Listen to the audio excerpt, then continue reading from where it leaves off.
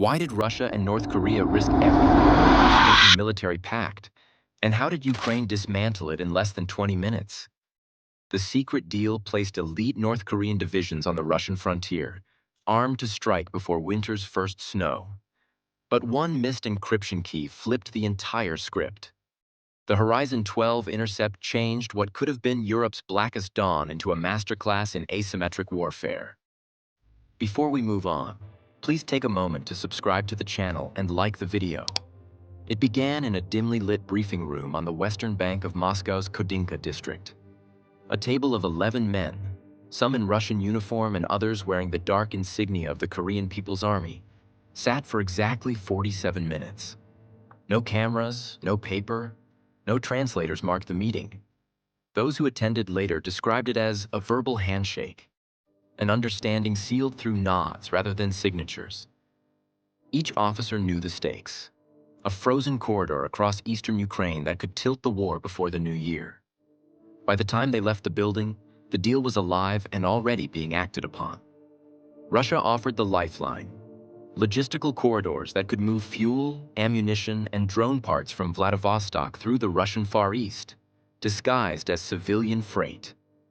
In exchange, North Korea promised manpower. 15,000 of its so-called Storm Corps, troops trained for mountain warfare and drilled to fight without the luxury of supply lines. These weren't raw conscripts. They were veterans of years spent on the northern ridges and in the demilitarized zone, practiced in concealment, deception, and close-quarter ambushes. Moscow saw them as the solution to a strategic problem no hardware could fix: exhaustion. Within 10 days, Russian armor began redeploying toward the Kursk-Belgorod axis.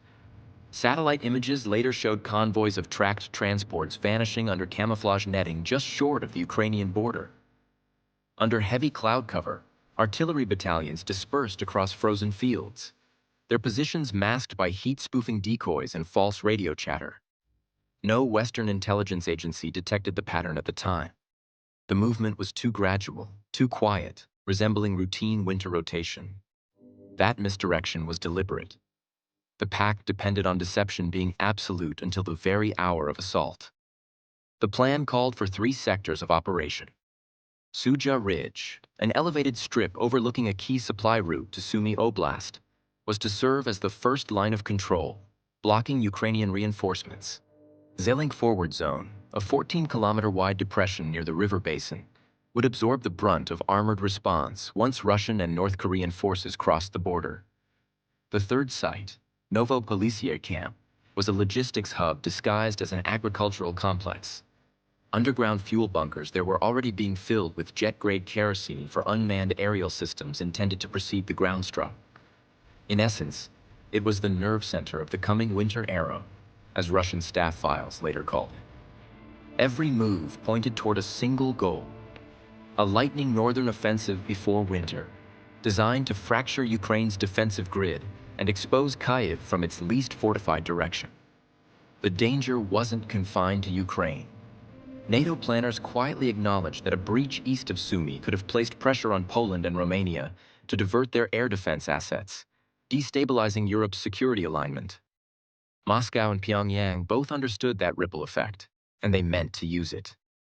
Throughout November, encrypted communications linked bases in Belgorod, Vladivostok, and Ryangang province. Operators used a rotating series of ciphers transmitted over secure satellite channels purchased through third-party vendors.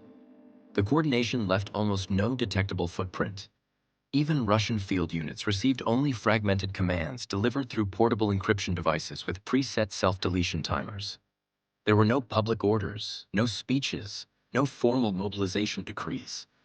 The battlefield was being prepared under radio silence so thorough it bordered on arrogance. That arrogance proved costly. On the 12th transmission cycle, a data burst misaligned by less than a second caused a signal echo to bounce off a civilian relay node over the Black Sea.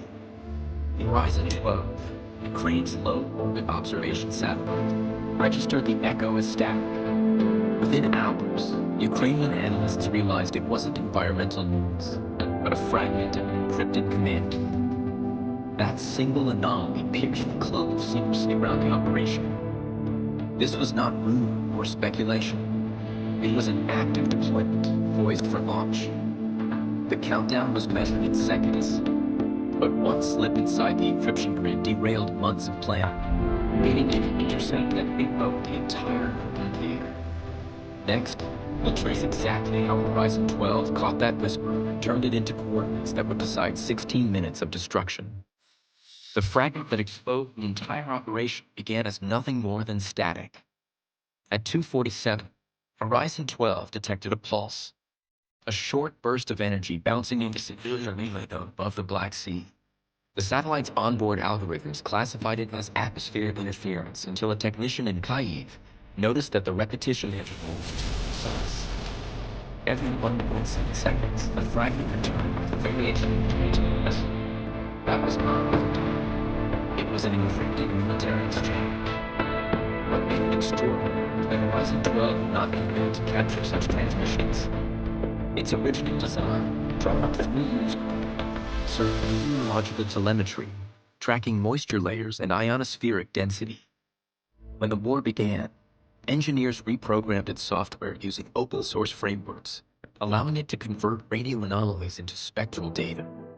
It was a stopgap system turned accidental surveillance tool, and it had just caught what no reconnaissance satellite was meant to find.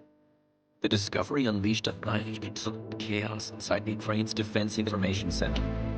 Analysts replayed the transmission output, isolated the waves, and found inconsistencies that didn't fit Russian military codes.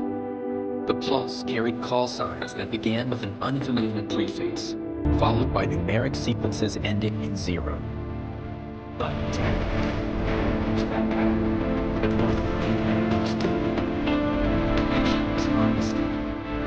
the next 12 hours, rotating technical targets using machine system operating instruction, and distributed signals was trying to detect understanding.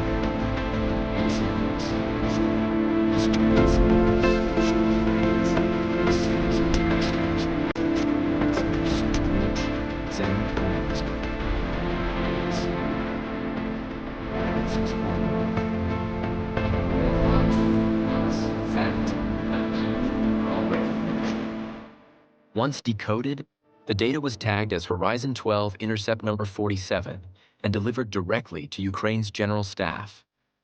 The file arrived with over 400 megabytes of reconstructed metadata, including the predicted timing of armored movement from the Kursk-Belgorod corridor. The intelligence team described it as an earthquake on a USB drive.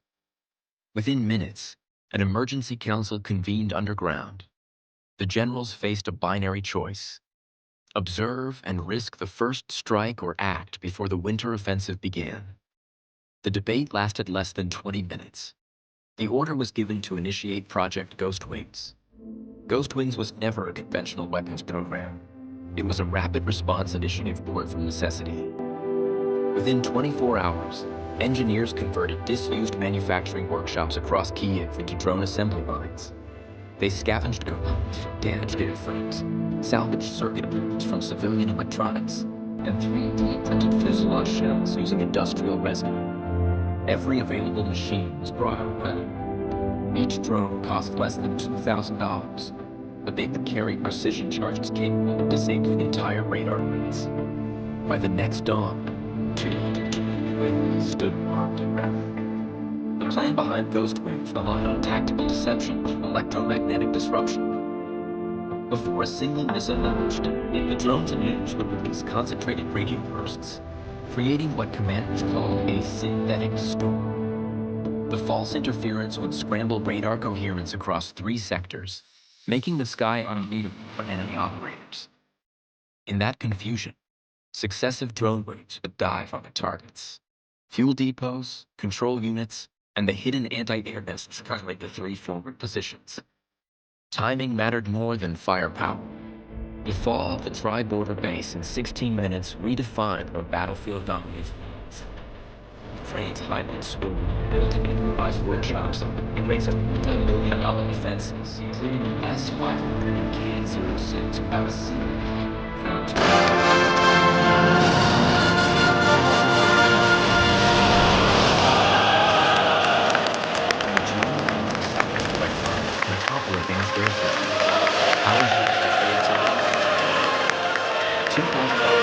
guided by data can decide a nation's fate. Modern deterrence now lives in intelligence, code, and silence. The nations listening know that truth too well.